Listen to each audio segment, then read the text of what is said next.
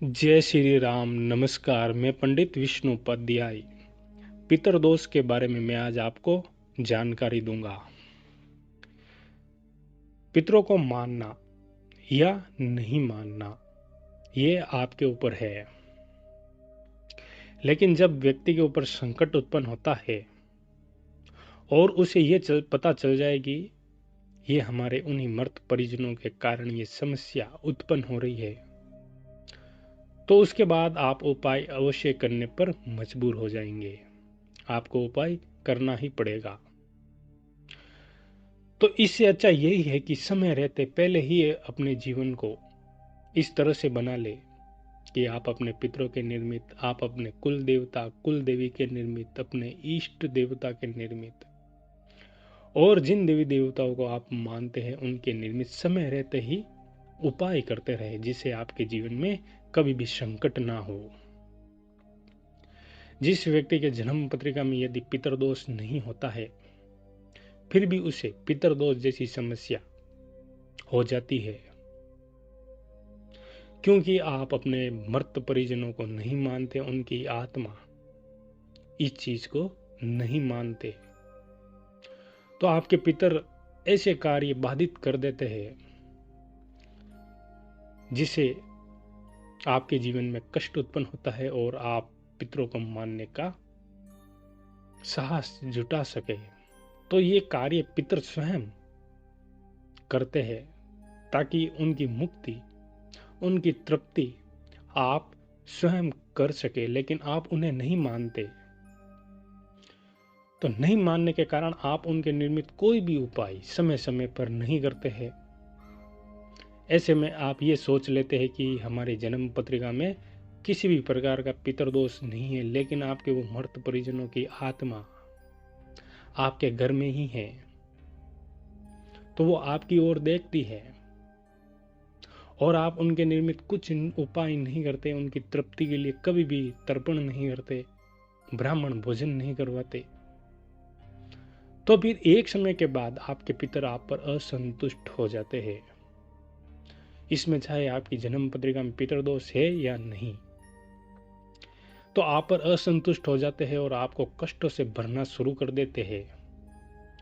ऐसे में यदि कोई व्यक्ति इस अस्थायी पितरदोष को समझ ले और जिन पितरों के कारण ये समस्या उत्पन्न हो रही है और उनके निर्मित यदि आप समय रहते उपाय करना शुरू कर देते हैं, आपके द्वारा की गई गलती का यदि आप समय याचना कर देते हैं, पीपल के वृक्ष में शनिवार के दिन यदि आप जल सींचना शुरू कर देते हैं, ब्राह्मण भोजन करवाना शुरू कर देते हैं, पितरों को मानना शुरू कर देते हैं, उन्हें श्रद्धा भाव की नजर से देखना शुरू कर देते हैं, तो ये आपका अस्थायी पितरदोष जरूर समाप्त हो जाता है। उसका प्रभाव धीरे धीरे कम होना शुरू हो जाता है, क्योंकि जन्म पत्रिका में पितरदोष नहीं होने के कारण ये अस्थायी पितरदोष होता है। आपकी गलतियों के कारण आप अपने पितरों को नहीं मानते हैं, इस कारण आपके पितर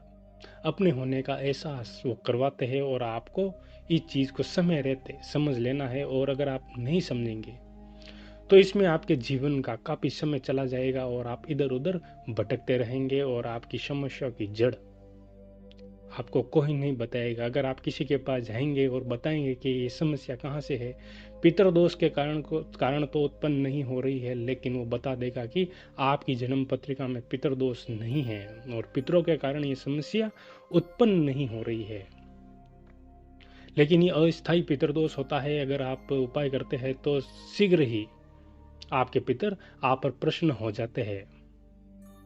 और यदि किसी जन्म पत्रिका में पितरदोष नहीं है और किसी जन्म पत्रिका में पितरदोष है, फिर भी आपको अपने पितरों के निर्मित समय रहते उनके निर्मित उनकी प्रसन्नता के उपाय, उनकी मुक्ति के उपाय अवश्य करते रहने हैं।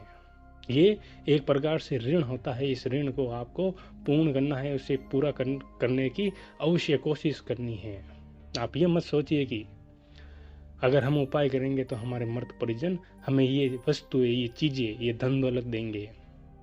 एक श्रद्धा भाव रखिए उनकी खुशी के लिए आप ये उपाय अवश्य करें।